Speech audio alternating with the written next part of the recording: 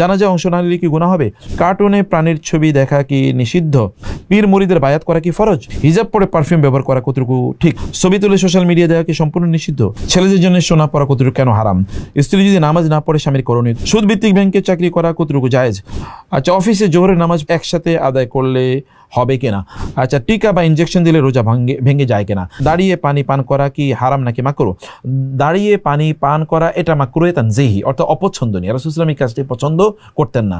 কেবল মানে জমজমের পানি তিনি কেবলার মুখী হয়ে তারপর দাঁড়িয়ে পান করতেন, আর কোনো পানি তিনি দাঁড়িয়ে পান করতেন না, অতএব এটি মাকরুহ। আচ্ছা, টিকা বা ইনজেকশন দিলে রোজা ভেঙে যায় কিনা? যে টিকা বা ইনজেকশন আপনি খাদ্যের বিপরীতে বা পুষ্টির বিপরীতে, পুষ্টির জন্য আপনি গ্রহণ করেন, সেগুলো নিলে রোজা ভেঙে যাবে। আর যেগুলো পুষ্টির জন্য নয় বা খাদ্যের জন্য নয়, খাদ্যের বিপরীত হিসেবে গ্রহণ করছেন না, বরং এমনিতে দিচ্ছেন বিভিন্ন ব্যথা বা অন্যান্য মেডিকেশনের কারণে, তাহলে এটা মূলত পাকস্থলীতে পৌঁছে না, এটা মূলত মাংসপেশিতে থেকে যায়, ফলে রোজা ভাঙবে না ইনশাআল্লাহ। আচ্ছা, অফিসে জোহরের নামাজ একসাথে আদায় করলে হবে কিনা? যদি মসজিদ কাছাকাছি হয় তাহলে মসজিদে গিয়ে পড়বেন, আর যদি মসজিদ কাছাকাছি না হয়, অথবা এত লোক আপনার মসজিদে যেতে পারবে না, বা এতটুকু সময় আপনাদের নাই, অথবা ব্যবস্থাপনাও আপনারা ওই রকম করতে পারছেন না, সেক্ষেত্রে আপনারা অফিসে যদি জামাতে আদায় করেন তাহলে এটা উত্তম। এটা আপনার অফিসে জামাতে আদায় করবেন, এতে ইনশাআল্লাহ জামাতে হয়ে যাবে, সওয়াব পেয়ে যাবেন ইনশাআল্লাহ। ফেসবুকে ইসলামিক পোস্ট দিয়ে লাইক চাওয়া কি রিয়া হবে? হ্যাঁ, রিয়া হবে। আপনি ইসলামিক পোস্ট দিয়ে আপনি লাইক, এর পেছনে আপনার এত মাথা ব্যথা কেন?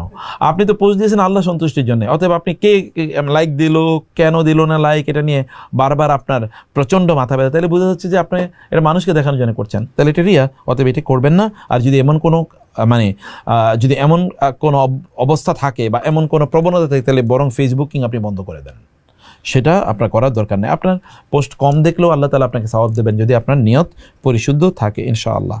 সুদ ভিত্তিক ব্যাংকে চাকরি করা কতটুকু জায়েজ? যে ব্যাংকে সুদ দেওয়া হয় ব্যাংকে চাকরি করা জায়েজ না, এটা হারাম। স্ত্রী যদি নামাজ না পড়ে স্বামীর করণীয় কি? স্বামীর করণীয় হচ্ছে স্বামী নাসিহা করবেন, তার সাথে উত্তম আচরণ করবেন, তাকে বই কিনে দেবেন, আলেমদের ওয়াজ নসিহত তাকে শোনাবেন, দিনী হালাকাতে সেশনগুলোতে তাকে নিয়ে যাবেন, এবং ইসলামিক বিভিন্ন কোর্সে তাকে ভর্তি করাবেন।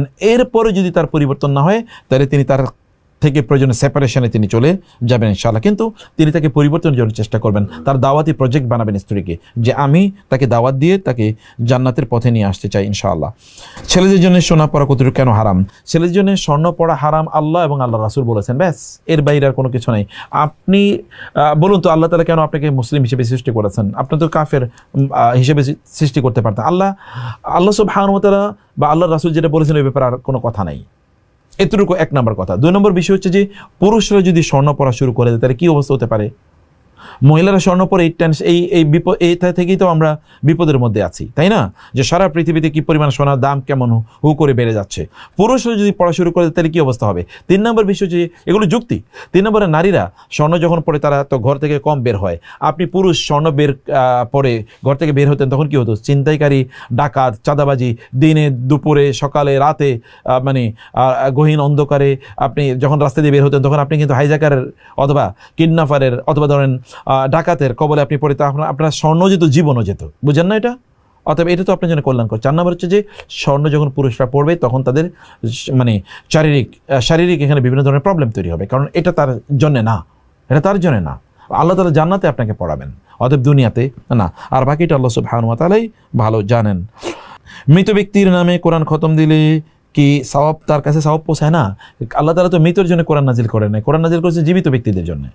জীবিত ব্যক্তিরা কোরআন পড়বে, মৃত ব্যক্তিদের জন্য কোরআন পড়ে দোয়া করলে তারা সওয়াব পেয়ে যাবেন ইনশাআল্লাহ। ছবি তুলে সোশ্যাল মিডিয়া দেওয়া কি সম্পূর্ণ নিষিদ্ধ? আপনি কেন দিচ্ছেন সোশ্যাল মিডিয়াতে ছবি তুলে? কি কারণটা কি? আপনি চেহারা অনেক সুন্দর এটা দেখানোর জন্য? অনেক বেশি ইসলাম প্র্যাকটিস করেন এটা দেখানোর জন্য? আপনি অনেক সুখী আছেন এগুলো দেখানোর জন্য? পুরোটাই তো নিষিদ্ধ কাজ, পুরোটাই। যদি উদ্দেশ্য এরকম হয়, কোনো দিনই দাওয়াতি কোনো কাজ আপনি করছেন, যেমন সেখানে আপনি যে কথাটি বলেছেন সেটা প্রমাণ করার জন্য, অথবা সেখানে ভিডিও আছে, তাহলে এটা ভিন্ন কথা। কিন্তু আপনি এগুলো কেন বারবার দিচ্ছেন? কি কারণ? এখানে কি আছে? এবং এর মধ্যে আপনারা তো জানেন মুখ লাগে এবং চোখ লাগে, চোখ এবং মুখ লাগার মতো ব্যবস্থা আমরা নিজেরাই করে দিই যখন এই জাতীয় ছবি আমরা দিই। বিয়ের আগে কনে দেখা কতটুকু বৈধ?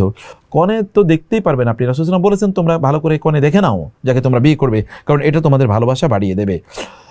কারো অজান্তে তার জন্য দোয়া করলে কি দোয়া কবুল হয়? হ্যাঁ, আপনি যদি দোয়া কবুল আপনি চান, যদি যে আপনার দোয়া কবুল হোক, তাহলে অন্যের অজান্তে তার অনুপস্থিতি তার জন্য দোয়া করবেন, তাহলে আপনার দোয়া এই কারণে আল্লাহ তাআলা কবুল করে নেবেন। ইনশাআল্লাহ। তাহাজ্জুদ না পড়লে কি গুনাহ হবে না? গুনাহ হবে না, তাহাজ্জুদ না পড়লে গুনাহ হবে না ইনশাআল্লাহ। তবে এক দিনদার মুত্তাকিরা তারা তাহাজ্জুদের নামাজ আদায় করে, এটা তাদের অভ্যাস। পীর মুরিদের বায়াত করা কি ফরজ? না, মোটেই না, বরং কোনো বায়াতই ফরজ না, যদি এটা রাজনৈতিক বা পলিটিক্যাল যদি বায়াত না হয়, কোনো বায়াতই ফরজ না। বায়াত এটা একটা এক ধরনের এমন আনুষ্ঠানিকতা যে আপনি কোনো একজন দিনদার বা আল্লাহওয়ালা মানুষের কাছে গিয়ে বললেন, আমি আপনার সাথে এইরকম একটা অঙ্গীকার করলাম যে আমি এখন থেকে ভালো কাজ করব, এমন কিছু একটা কোনো একজন মানুষ করতে পারে। আদারওয়াইজ এখন আমরা যে সকল ট্রেডিশনাল যে বায়াত দেখতে পাচ্ছি, এটা এক ধরনের ব্যবসার মতো হয়ে গেছে, সেটা করা জায়েজ নেই। আদারওয়াইজ এমনিতে যদি কেউ করে, যেমন কোনো একজন আলেমের কাছে গিয়ে আপনি বললেন, তাহলে সেটি আপনি করতে পারেন। তবে বায়াতটা মূলতই এটা একটা পলিটিক্যাল ইস্যু। কীভাবে পলিটিক্যাল? মানে এটা একটা প্রশাসনিক ইস্যু। যেমন এখন আমরা যেটা দেখি যে তৎকালীন যুগে যেটা হতো, আবু বকর রাদিয়াল্লাহু তাআলা খলিফা হয়েছেন, তখন লোকেরা তার হাতে গিয়ে বায়াত করতো, হাতে হাত রেখে শপথ করতো, আমরা আপনার আনুগত্য করব যতক্ষণ আপনি কোরআন এবং সুন্নাহ অনুসারে চলেন। এইরকম বিষয় ছিল আর কি। এটি হিজাব পরে পারফিউম ব্যবহার করা কতটুকু ঠিক? না, একেবারেই ঠিক না। হিজাব পরে পারফিউম ব্যবহার করা মানে যদি এই পারফিউমের গন্ধ আপনার শরীরকে ভেদ করে অন্য কারো গায়ে বা অন্য কারো নাকে যায়, তাহলে আপনি জেনাকারী হিসাবে পরিগণিত হবেন। জানাজায় অংশ না নিলে কি গুনাহ হবে? জানাজায় অংশগ্রহণ করা ফরজে কিফায়া। কেউ যদি জানাজায় অংশগ্রহণ না করে আর এলাকার অন্য সকল লোকেরা যদি অংশগ্রহণ করে, তাহলে তার পক্ষ থেকে আদায় হয়ে যাবে। কিন্তু এলাকার কেউ জানাজায় অংশগ্রহণ করলো না, তাহলে সবাই এই কারণে গুনাহগার হবে। লাস্ট প্রশ্নটি নেই, কার্টুনে প্রাণীর ছবি দেখা কি নিষিদ্ধ? কার্টুনে প্রাণীর ছবি দেখা নিষিদ্ধ কিনা, এক্ষেত্রে দেখতে হবে যে কার্টুনটা কি আসলে। কার্টুনে যদি কোনো হালাল কন্টেন্ট হয় তাহলে এটা দেখতে পারেন, আর যদি এটা কোনো হারাম কন্টেন্ট হয় অথবা বেহুদা একটা জিনিস, কিচ্ছু নাই, কেবল মারামারি ঝগড়া বিবাদ, অথবা ধরুন এখানে কেবল খেলাধুলা দেখাচ্ছে, যদি এখন বা শিশুদের কার্টুন হিসেবে যেগুলো দেখানো, এগুলো দেখা নিষিদ্ধ এই জন্যে কারণ শিশুদের জন্য ক্ষতিকর। আবার এই সকল কার্টুনগুলোতে যারা কার্টুন নির্মাণ করছে, ওই সকল ইসলাম বিদ্বেষীদের এজেন্ডা সেখানে থাকে, তারা সেখানে ফ্রি মিক্সিং দেয়, একজন আরেকজনকে হাক করছে, জড়িয়ে ধরছে, এরকম হারাম অনেক জিনিস সেখানে হাই বলছে অথবা হারাম শব্দ চয়ন করছে, অঙ্গভঙ্গি করছে, এগুলো সেখানে শেখানো হয়। অতএব এই সকল জিনিস সেখানে শেখা অথবা শেখানো পুরোটাই নিষিদ্ধ। আল্লাহ তাআলা আমাদেরকে বুঝার তৌফিক দান করুন, আল্লাহুম্মা আমিন। আজকে এখানে শেষ করছি। হাদা সাল্লাল্লাহু সুবহানাহু ওয়া তাআলা নবিয়ানা মুহাম্মদ ওয়া আলিহি ওয়া সাহবিহি আজমাইন। সুবহানাকাল্লাহুম্মা ওয়া বিহামদিক আশহাদু আল্লা ইলাহা ইল্লা আনতা আস্তাগফিরুকা ওয়া আতুবু ইলাইক।